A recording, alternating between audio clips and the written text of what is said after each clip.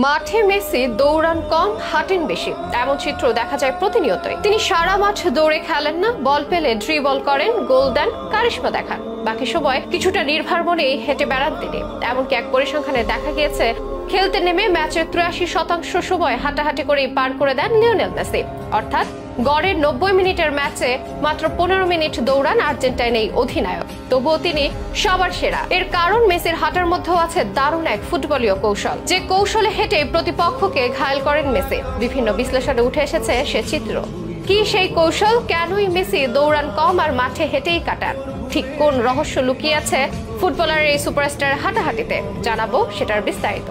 খেলোয়াড় অনেকেই হয়, তবে গ্রেট খেলোয়াড় হয় হাতে গোনা। লিওনেল মেসি সেই গ্রেটদের একজন। ফুটবল কৃতিতে তিনি ধরাছোঁয়ার বাইরে। অধিকাংশের মতে মেসি সর্বকালের সেরা। রীতিমতো বর্ণাঢ্য তার ক্যারিয়ার। সেই অল্প বয়স থেকে ফুটবল মাঠে তিনি বল পায়ে ছুটে চলেছেন শৈশব থেকে। দিনে দিনে জিতেছেন সবটাই, এমনকি বিশ্বকাপও বাদ রাখেনি। তবে একটা ব্যাপার কি খেয়াল করেছেন? অন্যরা মাঠে বেশি দৌড়ে বেড়ালেও মেসি হাঁটেন বেশি। হেঁটেই যেন প্রতিপক্ষকে ঘায়েল করেন মেসি। মেসি হাঁটেন, তারপর হাঁটেন, অতঃপর হাঁটেন। স্টেডিয়ামে খেলা দেখতে যাওয়া সমর্থকদের চোখে ম্যাচের 90 মিনিটের বেশিরভাগটাই মেসি হেঁটে বেড়ান। তারপরও দিন শেষে ম্যাচ সেরার পুরস্কারটা উঠে এই খুদে জাদুকরের হাতে। কাতার বিশ্বকাপে ম্যাচ প্রতি গড়ে প্রায় 5 কিলোমিটার হেঁটেছেন তিনি। বল পেলে তিনি দৌড়ান, ড্রিবলিং করেন, এর বাইরে হেঁটেই কাটান। পরিসংখ্যান জানাচ্ছে ম্যাচের 83% সময় হাঁটাহাঁটি করেই পার করে দেন লিওনেল মেসি। অর্থাৎ গড়ে 90 মিনিটের ম্যাচে প্রায় 75 মিনিটে হেঁটে কাটান আর্জেন্টাইন অধিনায়ক। তবে তিনি সাধারণ কেউ নয়, তিনি লিওনেল মেসি। তার হাঁটাতেও প্রতিপক্ষের কাছে বিপজ্জনক ব্যাপার, কারণ হাঁটার ওই সময় প্রতিপক্ষের রক্ষণের ফাঁক ফোকর খুঁজে বের করেন তিনি। মেসির মতো লা মাসিয়া একাডেমি থেকে উঠেছেন মার্ক কুকুরেয়া, তার সঙ্গে একত্রে খেলেছেন, নিয়মিত অনুশীলন করেছেন অনেকটা সময়। তিনি এক সাক্ষাৎকারে বলেন, ম্যাচে আপনি যখন দেখেন মেসি কেবল হাঁটছেন, তখন মূলত তিনি সবকিছু দেখছেন আর ফাঁকা জায়গা খুঁজছেন।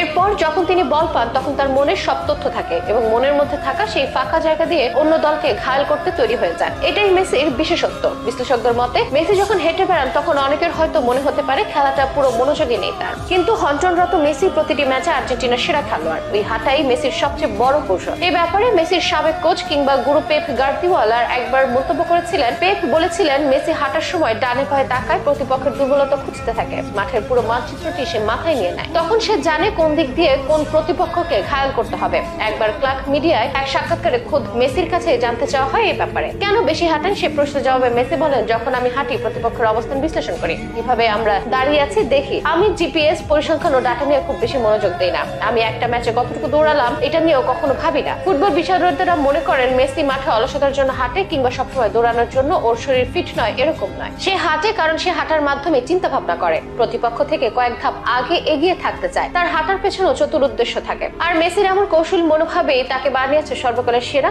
ও সবচেয়ে ফুটবলার।